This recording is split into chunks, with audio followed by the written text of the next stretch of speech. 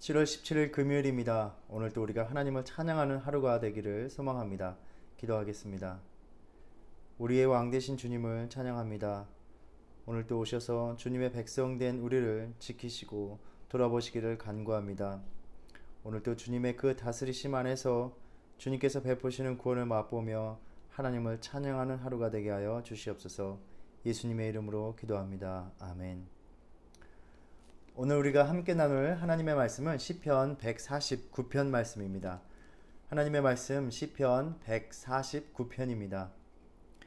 할렐루야, 새 노래로 여호와께 노래하며 성도의 모임 가운데에서 찬양할지어다. 이스라엘은 자기를 지으신 이로 말미암아 즐거워하며 시온의 주민은 그들의 왕으로 말미암아 즐거워할지어다. 춤추며 그의 이름을 찬양하며 소고와 수금으로 그를 찬양할지어다. 여호와께서는 자기 백성을 기뻐하시며 겸손한 자를 구원으로 아름답게 하심이로다. 성도들은 영광 중에 즐거워하며 그들의 침상에서 기쁨으로 노래할지어다.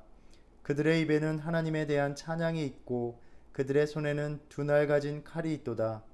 이것으로 문 나라에 보수하며 민족들을 벌하며 그들의 왕들은 사슬로 그들의 귀인은 철고랑으로 결박하고 기록한 판결대로 그들에게 시행할지로다. 이런 영광은 그의 모든 성도에게 있도다. 할렐루야. 아멘. 앞서 시편 146편부터 148편까지 찬양의 대상이 하늘과 땅에 있는 모든 피조물에게까지 확장되는 것을 우리가 보았습니다. 오늘 본문 149편에서는 성도, 곧 이스라엘이 찬양의 요청을 받는 대상입니다. 이 시편에서는 찬양의 악기와 찬양의 방법이 확장되고 있습니다. 춤추며 찬양하고 소고와 수금으로 찬양하라고 말합니다. 뒤이어 나오는 시편 전체를 마무리하는 또 할렐루야 시편을 그 시편의 마지막 찬양시인 150편에서는 동원되는 악기와 찬양의 방법이 확장되는 것을 볼 수 있습니다. 오늘 본문에 의하면 모든 피조물 중에서 무엇보다 이스라엘, 성도의 회중이 하나님을 찬양해야 한다라고 말하고 있습니다. 하나님께서 이스라엘을 지으셨기 때문입니다. 앞서 우리가 148편에서 묵상했듯이 창조물과 피조물의 관계는 찬양을 받고 또 찬양을 드리는 관계입니다.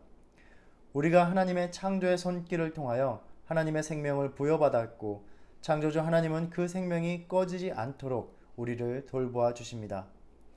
우리에게 새 생명, 영원한 생명을 주시기 위해서 자신의 생명을 버리셨습니다. 변함없는 우리의 창조주가 되어 주시는 그분을 찬양함이 마땅한 일입니다. 하나님의 거룩한 백성이 된 이스라엘이 하나님을 찬양하는 이유가 또 있습니다. 바로 하나님이 그들의 왕 되심을 찬양해야 합니다. 하나님이 왕 되신다는 것은 그들이 하나님의 다스리심을 받는다는 말입니다. 왕의 통치는 단지 백성을 다스리는 것뿐만이 아니라 그 백성을 돌보고 보호하는 것을 포함합니다. 4절에 보면 이 왕은 어떠한 왕입니까? 자기 백성을 기뻐하시는 왕입니다. 또 겸손한 자를 구원으로 아름답게 하신다라고 말씀합니다. 여기에서 겸손한 자는 히브리어 아나브라는 말로 가난하고 고통받고 비천한 그러한 의미를 갖고 있습니다. 또 아름답게 하다라는 말은 영광스럽게 하다, 자랑스럽게 하다라는 의미를 갖고 있습니다. 그러니까 낮은 위치에서 살아갈 수밖에 없는 사람들로 하여금 영광스럽게 만들어 주신다라는 의미입니다. 이스라엘 백성들은 어떠한 사람들이었습니까? 이집트에서 노예로 살아가면서 사람보다 못한 대접을 받던 사람들이었습니다. 하나님께서 그들을 이끌어내어 약속의 땅으로 이끌어 주셨고 그들은 한 나라를 이루었습니다. 사무엘상 1장에 보면 한나는 낮은 자를 일으키시는 하나님을 찬양하고 있습니다. 여호와는 가난하게도 하시고 부하게도 하시며 낮추기도 하시고 높이기도 하시는도다. 가난한 자를 진토에서 일으키시며 빈궁한 자를 거름더미에서 올리사 귀족들과 함께 앉게 하시며 영광의 자리를 차지하게 하시는도다. 또한 이러한 하나님의 역사를 경험한 마리아는 찬양을 드립니다. 내 마음이 하나님 내 구주를 기뻐하였음은 그의 여종의 비천함을 돌보셨음이라. 보라, 이제 후로는 만세의 날을 복이 있다 일컬으리로다. 하나님이 우리의 왕이 되시어 그분의 통치를 받는다는 것은 비천한 취급을 받는 삶에서 존귀 여김을 받는 것을 경험하는 것입니다. 왜냐하면 하나님께서 그 백성을 기뻐하시기 때문입니다. 이 기뻐한다는 의미는 그냥 기분이 좋다라는 의미가 아니라 좋아하다, 만족스러워하다, 호의를 베풀다, 또한 용납해주다라는 의미가 있습니다. 아무도 거들떠보지 않고 무시하고 경멸받는 일을 받아주어서 자신의 친구처럼 귀하게 대해주는 것입니다. 우리가 아는 세상의 왕, 세상의 권력자들은 그저 다스리기만을 원합니다. 복종만을 요구합니다. 그러나 하나님이 우리의 왕이실 때 그분은 우리를 낮은 곳에서 일으켜 주십니다. 왜일까요? 바로 그 비천한 자의 심정을 아시기 때문입니다. 하나님의 아들이 이 땅에 우리의 몸으로 우리의 삶의 현실로 들어오셨습니다. 아픔과 슬픔과 연약함과 무력함을 겪어 우리의 사정을 다 아셨습니다. 그래서 우리의 삶의 멍에를 대신 져 주셨습니다. 십자가의 고통과 두려움을 우리 대신 겪어 주셨습니다. 버림받는 그 두려움과 아픔을 아시기에 우리 대신 하나님으로부터 버림을 받으셨습니다. 따라서 하나님께서 우리의 왕이 되신다라는 말은 바로 하나님이 우리를 구원하신다라는 말입니다. 하나님께서 우리에게 또 나에게 내가 너의 왕이다 라고 말씀하시는 것은 내가 너를 도울 것이다, 내가 너를 건질 것이다 라는 말씀입니다. 주님이 우리의 사정을 살피시고 아신다는 말입니다. 내가 너의 아픔을 안다. 내가 너의 슬픔을 안다. 너의 두려움과 불안한 마음, 인생의 절망과 좌절을 안다 라는 말씀입니다. 그래서 우리가 시편 144편을 묵상할 때에 이러한 하나님의 그 놀라우신 그러한 일들을 찬양하고 또한 그것에 기대어 구원을 간구하는 것을 묵상하였습니다. 기도자는 말했습니다. 여호와여, 사람이 무엇이기에 주께서 그를 알아주시며 인생이 무엇이기에 그를 생각하시나이까. 또 스바냐 3장은 하나님께서 그의 백성을 기뻐하심을 말하고 있습니다. 15절에 보면 여호와가 내 형벌을 제거하였고 내 원수를 쫓아냈으며 이스라엘 왕 여호와가 내 가운데 계시니 내가 다시는 화를 당할까 두려워하지 아니할 것이라. 또 17절은 말씀합니다. 너의 하나님 여호와가 너희 가운데 계시니 그는 구원을 베푸실 전능자이시라. 그가 너로 말미암아 기쁨을 이기지 못하시며 너를 잠잠히 사랑하시며 너로 말미암아 즐거이 부르며 기뻐하시리라 하리라. 우리 가운데 왕으로 계신 하나님, 그가 어떤 분이십니까? 구원을 베푸실 전능자이십니다. 그래서 우리는 하나님이 우리의 왕 되심을 찬양해야 합니다.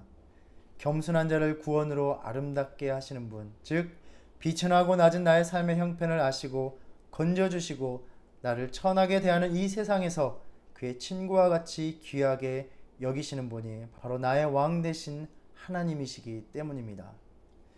시편 22편 3절에서 기도자는 말합니다.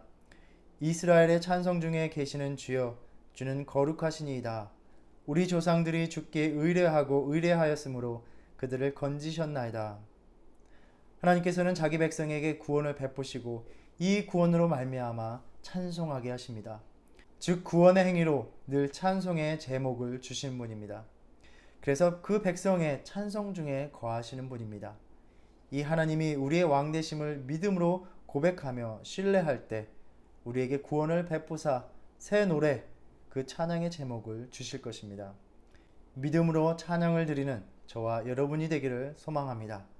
찬송의 제목이 될 그 구원을 베푸실 것을 믿습니다. 오늘 본문 5절 이하 후반부에서는 하나님의 백성이 하나님의 심판에 참여하는 모습을 그려내고 있습니다. 먼저 찬양의 요청이 시작됩니다. 성도들은 영광 중에 즐거워하며 그들의 침상에서 기쁨으로 노래할지어다. 즉 잠자리에 들어서도 낮과 밤이 구분 없이 하나님을 찬양하라 라고 요청합니다. 침상은 하루 동안의 손의 수고를 내려놓고 잠을 청하며 쉼으로 들어가는 자리입니다. 그러나 그 가운데에서도 찬양하라 라는 말은 바로 하나님의 구원이 그 시간에도 멈추지 않고 행해진다는 의미입니다. 시편 121편 성전에 올라가는 노래에서 기도자는 이러한 하나님의 돌보심을 노래하고 있습니다. 이스라엘을 지키시는 이는 졸지도 아니하시고 주무시지도 아니하시리로다. 여호와는 너를 지키시는 이시라. 여호와께서 내 오른쪽에서 내 그늘이 되시나니 낮에 해가 너를 상하게 하지 아니하며 밤의 달도 너를 해치지 아니하리로다. 아멘. 또 한편으로 시편에서 침상은 자신의 가장 깊은 감정을 쏟아내는 곳이기도 합니다. 시편 6편 6절에서 기도자는 내가 탄식함으로 피곤하여 밤마다 눈물로 내 침상을 띄우며 내 요를 적시나이다 라고 탄식합니다. 또한 36편 4절에 보면 그는 그의 침상에서 죄악을 꾀하며 라고 말을 합니다. 그러니까 자신의 은밀한 일을 계획하는 장소이기도 합니다. 그렇게 자신만의 공간에서도 하나님을 찬양함으로 채우라고 말하고 있습니다. 시편 기자는 이 찬양의 요청에 이어서 하나님을 찬양함으로 누리게 될 승리에 대해서 말합니다. 대적과 싸우는 전쟁의 장면이 묘사됩니다. 억눌린 자들이 자신들의 억압에서 벗어나기 위해서 압제자들과의 전투를 벌여야 합니다. 군사적인 싸움에 필요한 칼이 손에 들려 있습니다. 그러나 무기가 있다는 것만으로 다 전쟁에 이길 수 있는 것은 아닙니다. 칼은 누구나 들 수 있는 무기입니다. 그러나 이스라엘 백성들의 입에는 하나님에 대한 찬양이 있다라고 말합니다. 주를 찬양하며 빼는 칼만이 승리를 가져옵니다. 우리가 할렐루야 시편을 묵상하면서 어제 나누었던 찬양의 의미가 무엇이었습니까? 찬양은 인생을 의지하는 행위가 아닙니다. 찬양은 구원의 소망을 하나님께 두는 행위입니다. 그래서 승리는 칼에 있는 것이 아니라 하나님에게, 하나님을 의지하는 믿음에서 비롯됩니다. 이 믿음이 찬양으로 표현되는 것입니다. 하나님께서 구원을 베푸시는 왕이심을 찬양하라 했고, 후반부에서는 너희가 하나님으로 더불어 승리할 것이니 찬양하라고 말하고 있습니다. 우리 신앙인에게 참으로 의미심장한 말을 던져주고 있습니다. 즉 하나님은 그저 우리가 하나님의 구원을 경험하는, 수동적으로 경험하는 삶만을 살기를 원하시지 않습니다. 늘 고난과 유혹에 치여서 신음하며 주님의 구원을 기다리는 삶만을 사는 것이 아니라 너희가 승리하는 삶을 살 수 있다라고 말씀하고 계십니다. 하나님은 우리가 이기며 살아가기를 원하십니다. 사도 바울은 우리가 항상 그리스도 안에서 이기게 하신다라고 말하였습니다. 오늘 이 시편의 말씀을 오늘날 우리의 신앙의 영적인 싸움에 적용하여 우리가 살펴볼 수 있을 것입니다. 우리 신앙인들이 세상을 이기는 무기는 바로 하나님을 찬양하는 일입니다.